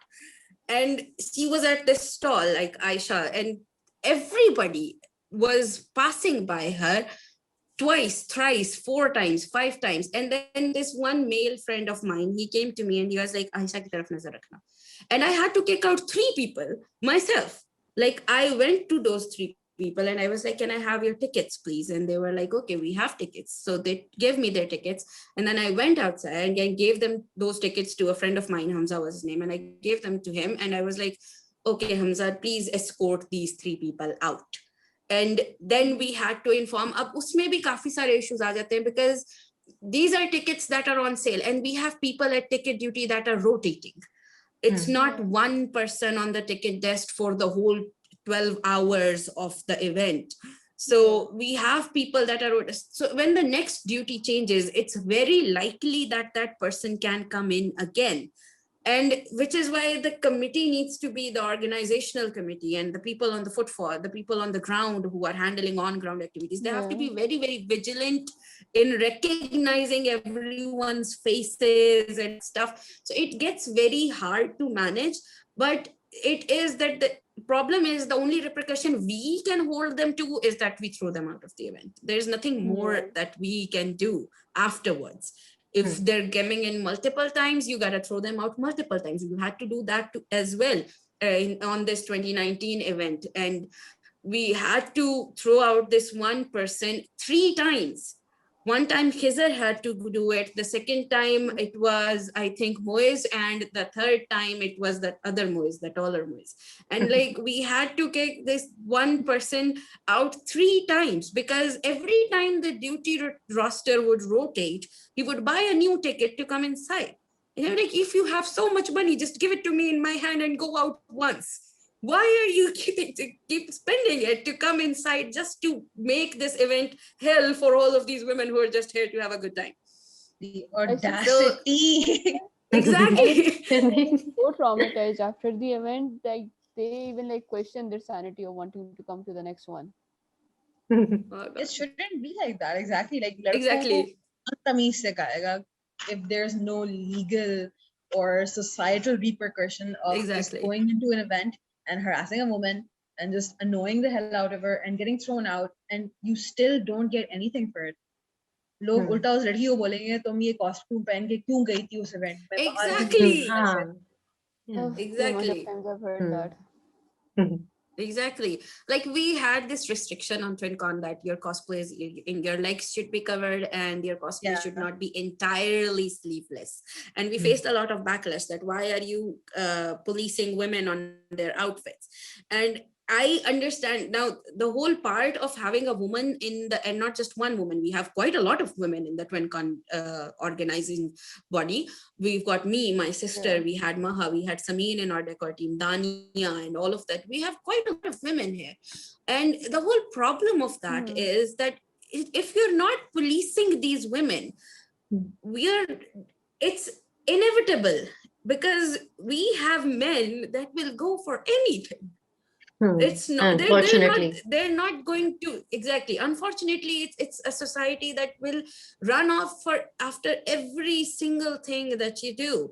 So, and we have to keep in mind that Yeah. we've got parents there as well. So just one woman dressing up in a skirt without tights underneath or without leggings underneath is, it's not just about that, policing that one woman. It's about making the event safe for all of the other women who are coming with their parents, जिनका card revoke हो सकता है कि ओ Yeah. No, हमने तो इधर लड़की देखी थी जिसने स्कर्ट पहना हुआ था, अगली दफा हम आपको इस इवेंट पे नहीं लाएंगे. So it's Yeah. about those other girls as well who have to prove it to their parents that this thing that I'm a part of, it's not pulling me away from my culture, it's not pulling me away towards something that is considered as behayai in your eyes. Yeah. It's not pulling me towards that kind of stuff. It's just a fun place where we get to hang out. So we have to police women to some degree to avoid having encounters like that parents coming to us कि आप लोगों ने यहाँ पे ये काम किया हुआ है, तो हम अगली दफा अपनी बेटी को नहीं लाएंगे, because that beti deserves to be there as Yeah. much as any other beti is deserving to be This there. So isn't you because I policing had to women, had actually. parents, I've had No, to face parents that come to us and be like कि अच्छा नहीं, यहाँ पे बहुत free mingling हो गई है, या यहाँ पे like that's the word that comes in my mind because I heard that बहुत free mingling हो गई आपके event में. And I'm like, you knew it's a free for all event to enter, it's a ticketed system. Obviously we're not going to have people like लड़कियां इस तरफ बैठ जाएं, लड़के उस तरफ बैठ जाएं. That's not what we're about to do. Obviously it's a pop culture event, so let it remain a pop culture event. So Shahzeen, we you these have were to the things follow you had to like certain put rules for in that. because these Sorry. were, this wasn't you policing women, like no matter what anyone ever said to you, it was you having to follow Pakistan's rules and Exactly. Exactly. there is a dress We code have on my cultural building. restrictions. Like, Yeah. basically, we, like Mano girls, we didn't have a dress code before, and we weren't required to have one. Our office does not put those restrictions on us, but the building that we work in, they have a dress code. So we weren't allowed to wear like sleeveless or anything. And our office isn't a corporate office, it's still an office. We realized much later that just because we live in this country, you have to follow these rules. Yeah, जब that's event true. होते हैं, they have different security, and Yeah, I mean, the event that students have put up, how many resources can they spare just for this? It's unfair to put this much pressure on just students. I'm so glad someone understands. No, we all like, understand. Like even personally, like the halal cosplays that I have to do, I have to think so much, like personally. Okay, this is such a like a behaya cosplay. How can I make it Exactly. according to the cultural restrictions? Like, okay, मैंने घर से भी तो निकलना है ना इन कपड़ों के अंदर, मेरे पेरेंट्स ने मुझे stop करना है. Like, and even before that, like my tailor has to help me make these, so yeah, I have to think about all of that. And then when there's an event and there's like hundreds of other girls, and you know, okay, Yeah. as much as welcoming and understanding the males are in the community, there are always going to be a few rotten eggs. So yeah, Yes. it's going to ruin it It's for everyone. inevitable. It's inevitable. It's inevitable. And when you're in that position where you're responsible for thousands of girls, like if you have a 15,000 footfall in the event and like 7,000 of them are women, so it's natural that we're going to be held responsible for those 7,000 women. So it becomes very hard to differentiate between where you're actually policing women and where you're actually protecting them. It's a very fine line that you have to walk to be safe from the both sides. That, okay, we're not telling you how to dress, but we're also like there to we're just make worried sure about that you. you're safe in that event. That's also a very huge responsibility that we have as someone who's taking care of the whole event. But it's very sad that we're at a place where we have to, but to be very honest, it's not just an issue about our, hamare paas to at least we have an excuse that it's because of our cultural restrictions. It's happening everywhere around the world, even where these cultural restrictions are not there. So it's something that's wrong, except like implicitly with the upbringing of the males, I suppose, which needs to be a little bit better. Yeah. At the risk of sounding like an angry feminist, Yes. Yes. Yes. Yeah. Go ahead. yes, Yeah. And usually you people have need been male like, Go on, Kanza. You're saying something. yeah, I was just agreeing with the fact that with the male upbringing here is like, okay, you're a guy, you can do what you want, and this just like stays in their mind. It keeps stirring on and saying, okay, I Exactly. like this girl, I want this girl, I'm gonna get this girl. Then they just All get of this angry, comes they throw a back to tantrum the about fact it. that, yeah, you're right. Like all of this comes back to the fact that Sabeen is doing these events for the little girls, and they're liking the same stuff the boys like. So when they do meet boys, they're gonna be like, "Oh no, you're a person. You like the same things I like. I can't do this to You're a human. person." Yeah. Yeah. And moving from It's this, kind of like so what do you stupid guys at this think point. about the future? Like about the future of women in Pakistan, in the geek culture and pop culture. What do you guys think? Like, what are your thoughts? How is it going to go in the future?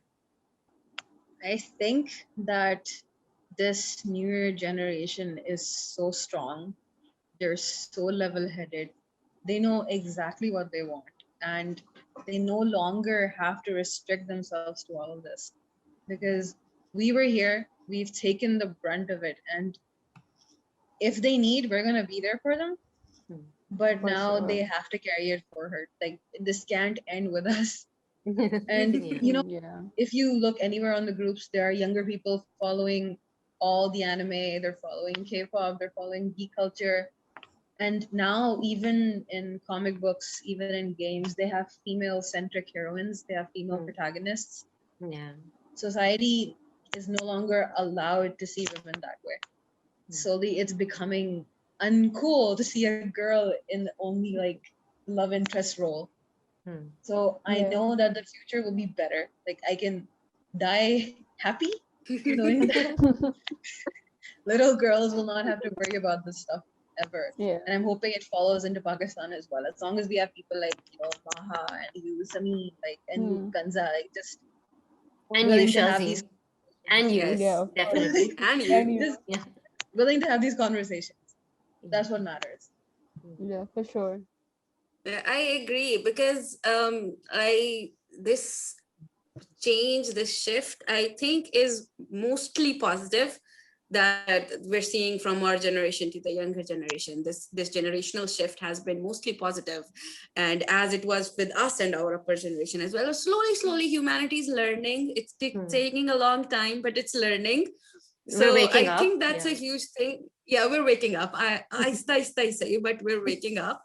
And this newer generation, to be very honest, I teach them, and the only phrase that I use for this generation is, they have literally no care in the world. Like literally. And I once asked this one 10th grader, and like he's one of my best students, and I asked him, like, why are you guys so like, ना किसी चीज की फिक्र, ना पढ़ाई की फिक्र है, ना कल्चर की फिक्र है, ना लैंग्वेज की फिक्र है, ना जेंडर नॉर्म्स की फिक्र है? Why is that? And do you know what he answered? He said, we're not even going to be alive by the time we're adults, because climate change is going to ruin us all, so why worry? And I was like, okay, that is the whole Gen Z agenda. That is what Generation Z is up to.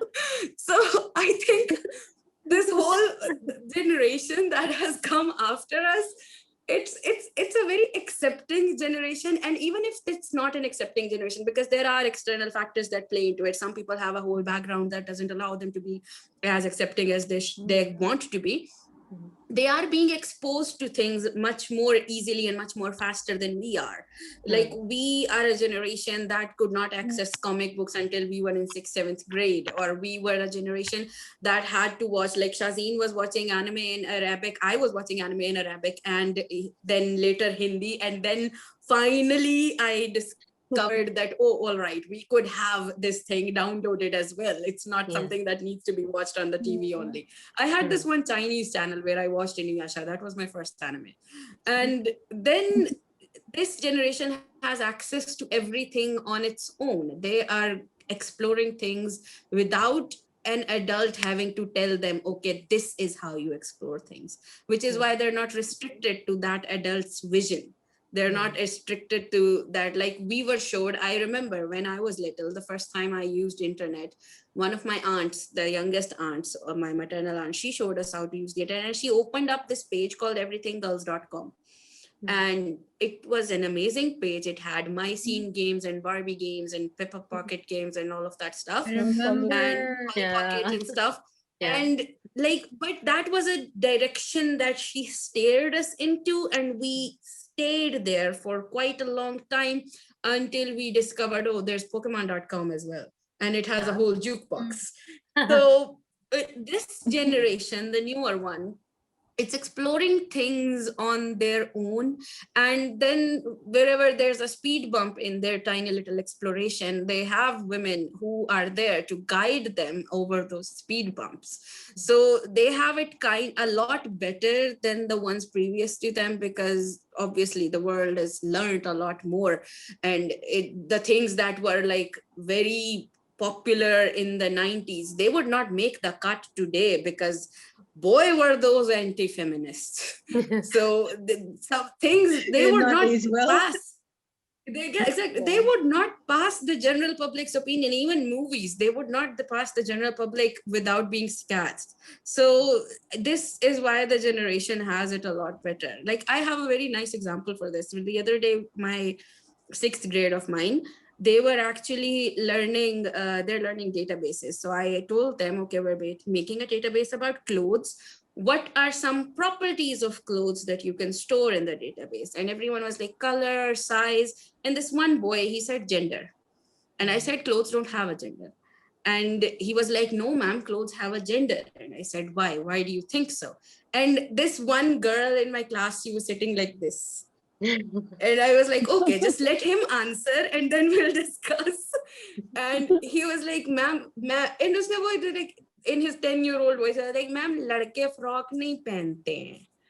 And that's where I was like, okay, what do you say to those Balochis who hold swords in their hands and they wear these frocks with intricate mirrors on them? Are they not frocks and are they not men? And he was like, nahi.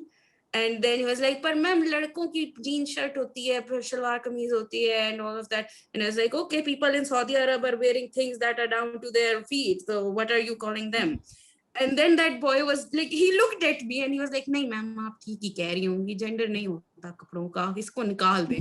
And I was like, okay, that's how long it took for him to change his mind. That whole discussion is what led me to believe that, okay, it was 1 second, 2 seconds, that's what it took to change that kid's mind. That all right, no ma'am, aap theek keh rahi thi, gender nahi hota kapdon ka. So because it's at an age where his opinion can be steered in whatever direction you want it to. So that's the age that we need to tackle, and then the future is going to tackle itself on its own. So it just needs we need to empower the women who are 10 to 15. And then we need to tone down the men who are 10 to 15. And we need teachers like them you. to be... Oh, thank you. I hope we have more teachers like me, because I've had students who I've seen fighting with their like physical training instructors, like PT teachers के sir हमें भी ball दें, सिर्फ लड़कों को क्यों नहीं ball दे रहे, हमें बैडमिंटन क्यों देते हैं, हमें फुटबॉल चाहिए. And like that's a thing that we face every day. Like every games period, they have to come to me in the staff room, and then they have to take me outside. Okay, sir ko hame ball nikal ke de. And like we need to, because obviously that sir is of the generation that has passed, and he's not that accepting to it. So I'm hoping in the future we have more PT instructors who are willing to give that football to the girls as well. Which is why we need people who are willing to take this charge actively, to find every tiny opportunity to educate even the girls, yes, but also specifically the boys, that you need to be a lot more accepting of this other gender that's sitting beside you guys. It's there, it's all doing all of the things you can.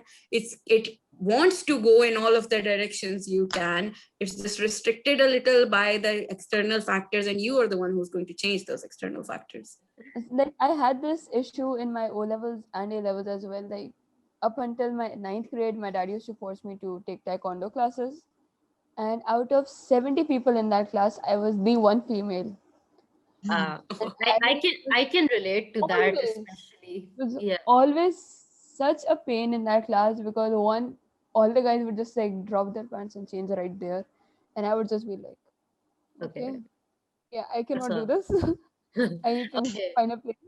Okay, no, so my taekwondo career, I started when I was around 5, 6 years old, and I got my black belt by the age of 10. I was the youngest in Pakistan, but I did it in my club in Karachi, Sunset Club. Shahzeen, you would know DHA mein. Oh, yes. Yeah, So, it's so nearby. yeah, yeah. So I did it there, and when I started, there were a lot of boys, but there were a couple of girls. But by the end of it, when like after 5, 6 years, when it was time for me to get my black belt test, so we had to give a test. So there was this sparring Mm. section. One part of the test was the sparring, but there wasn't any other girl in the whole all the clubs associations there. So they had me fight a boy, and I won. So again, it's the thing that by the time that I reached that level, all the other girls had dropped out, and I was still on the same level as them, and I beat them to get my black belt. But again, the thing is, the girls who were pulled out by their parents, like again, it's not something girls do. But my parents pushed me. In fact, I Yeah. was the one who used to try to like cop Like, out of them. so you're an example of what a woman can do if she's not inhibited. Yeah, Like, if you I'm do fully not support stop and her from supported. going, Yeah. she will go. If you do not stop her from going anywhere the guys are, she will, and she will Yeah. probably beat them at it too. Yeah. Actually, So why stop? I tried to cop out of it myself. Like some days I was just like, I don't want to go. And my parents used to force me to go. Okay, okay, you've started it, now see it through to the end. So again, like girls Like, have having I that was one support. of those kids that when I was in seventh grade, I clearly remember we had this one substitute teacher, and she came and asked us what you guys would like to be when you grow up. And I said, computer scientist. And 90% of the dudes in my class, they were like, no, you cannot be a computer scientist. Like, this is when we're talking, like, it's like I'm in sixth grade. So this is like 2005 or 2006. Hmm. So this is a point where it was not that not that normalized for girls to be in engineering. So everyone was like, nahi, kaise, tum kaise karogi. And the day I got admission in my computer sciences major, and I was like, I called each and every one of them. I went into my class group and I was like, I got accepted for computer science in 6 universities. So how's that? And everyone else was like, okay, acha theek hai, ab to normalize ho gaya, ab ladkiyan kar leti hain. And I'm like, kar leti nahi, unhone kiya hai. Tum logo ke kehne se kuch nahi hua. This all happened because you guys were there to say ke nahi hota. And then they were like, okay, ruko. Yeah. Yeah, it's come to the point where it's like, okay, I'm gonna do it, and I'm gonna do it better than you. Exactly. It's come to a point where someone says, I don't even want to do a thing. And then someone would come up and say, ladkiyan nahi karti. And you're like, chabi laga rahe ho, karke dikhana hai. What do you want me to do? I don't want to do it. Why are you forcing me to take an initiative? It's just It's come to upsetting that that point. every Yeah. time a girl wants to do something, it has to It's be to prove. price is hard for her to get there. Exactly.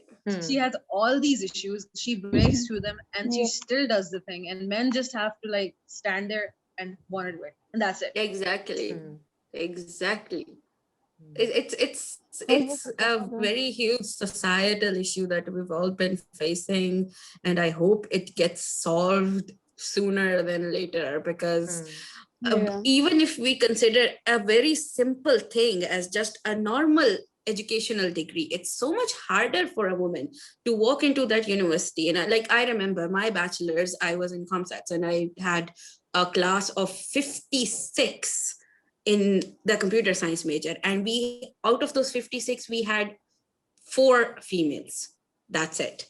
And I had to, like, it's so much harder because you're sitting amongst this whole majority of a gender, and 90% of which have not been educated on how to behave around the other opposite gender. And it's so much harder because the woman is going, she's studying, she's facing all this harassment as well. She's facing all this harassment from sometimes from teachers as well. And then even then she's graduating and the guy just has to go sit in the class, study and come back. Like we don't have to just study. We've got to do studying. We've got to do mental protection. We've got to do physical protection. And then we've got to do sometimes be a part of all of this political activity that conspires against women specifically, that as well. So like women face a lot more in even just a single, agar humne example hi leni hai, to even if I were to go from my house to the corner of my street, it would be way different for me than it would be for my brother. So like women have to face a lot more even in just going from one point to another point, and still they're not as appreciated as they should be. Yeah, like I have to mentally prepare myself for like an hour before I can leave the house at any given time, and you have to go through an entire Exactly. checklist. Like, are you covered? Are you doing this? Do you have your taser? Do you have your Exactly. pepper spray? I can tell And you it's about just like, like even universities that have majority of women, yeah. even they have to follow certain society rules. Like there's a teacher, he's a male, he is responsible for your grade. And if he doesn't like you, if he doesn't think you're pretty enough, he's not gonna give you that grade. It's that I messed up. it's that sad. It's just Even if you sad get at through this all that, point. I okay, like you get your degree, suddenly PMDC starts this regulation where 50% of the seats will go to men regardless of merit. It doesn't matter if you're a woman. It doesn't matter if you're testing better than them. Because women drop out of because of marriage, they decide to just not give them seats anymore. They don't want to fix this societal issue where women aren't allowed to work after marriage. Yeah. They're just going to stop you from the beginning. it's a very sad, and sad. Huh. I It is. And we I have to hope agree that it on gets this point that exactly we really have to hope that this tiny little flame that the generation of ours has lighted, needs to be have a lot of fanning to get for it to grow. And I hope that the younger generation has all of their hands in the fanning position, because this otherwise if this blows out, there's no hope gonna be left. Yeah. There's a reason why we're also angry all the time. Exactly. Yeah, pretty much. Yeah. Exactly. Like, Like it was rickshaw leke office जा रही हूँ मैं, and I have to worry that I'm covered properly. Nobody should know I'm a girl sitting in a rickshaw. My phone should be inside. They shouldn't see me distracted by anything else. When I get into the building, मैं अपने पीछे देखूँ elevator के, no one's too close to me. I have to be aware of my surroundings at all times. It's just so stressful just going to work. It shouldn't be is. this hard. exactly. I mean, when I come to my building alone, I have to like look at the cameras, I have to look at the corridors, and then I have to see the lift. If there's a guy going in the lift alone, okay, I have to take the stairs and go to the 6th floor by walking. And am I gonna be safe on the stairs alone? Is there anybody else on the stairs? And it's just like, why do I bother coming home? Exactly. Bro, And get a then taser. the blame still comes at us that you're suspecting Yeah. every guy, not all men. Bro, not all men, but just enough men to make me scared of all of them. Please. Yeah. Like I do not trust any. So just let me be. Maybe no matter what, like the point, the finger is going to be pointing at the woman no matter what you do.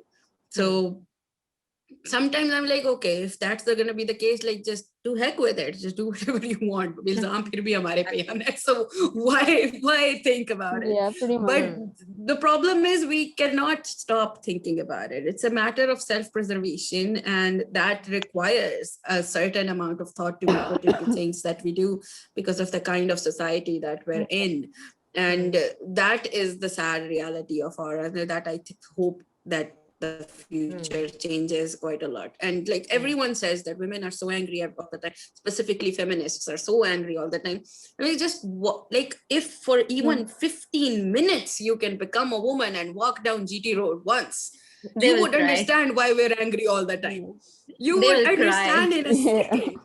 Yes. We should do an experiment. We should put them in a abaya and make them walk down the road. Pretty much. Exactly. Just 15 minutes. Just 15 minutes. That would be enough. Even that would be enough. And like if we have it's a ingrained thing. We're in a culture that like it, even or abuse words involve a woman in some way. We're in that sad a culture right now. Yeah, So sadly. something needs to be changed very deep within for it Hmm. to continue to be on a positive shift. Otherwise it's not, Yeah. because if you Hmm. cannot even insult another man without bringing a woman, an innocent woman inside it, then something is inherently mentally wrong with you. Hmm. And like that Hmm. needs to be changed from the get-go, from when they're brought up. Yeah. And on that note, we're going to end this here. It's been very enlightening, and we hope, inshallah, that things change for the coming generations. Ameen, ameen. We've done the best we can. We're doing the best we Um, can, and now it's up to the next generation. So, Shahzeen, Yes. Maha, thank you so yeah. much. Mother hens, Thank you. thank Yeah. you Thank for you for joining having us. us. I'm Yeah, so Yeah. honored. Thank you. yeah, and Same, Yes, this is same. Thank definitely you. a mm, worthwhile and having conversation. yeah, Yeah. much needed. Yeah, and We should And hopefully, just that meet that's where I weekend would at like to BNI thank together. you. These are the kind of conversations and these are the kind of discussions that need to be brought to light, because they're exactly, happening in almost every female circle. But exactly. since True. they're happening in tiny circles, people are Hmm. not comfortable with these discussions to get out. So Yeah, hats off to you guys for Yeah. getting them outside of yeah, those tiny circles into bigger yeah, circles. So yeah. that's where you guys deserve an applause.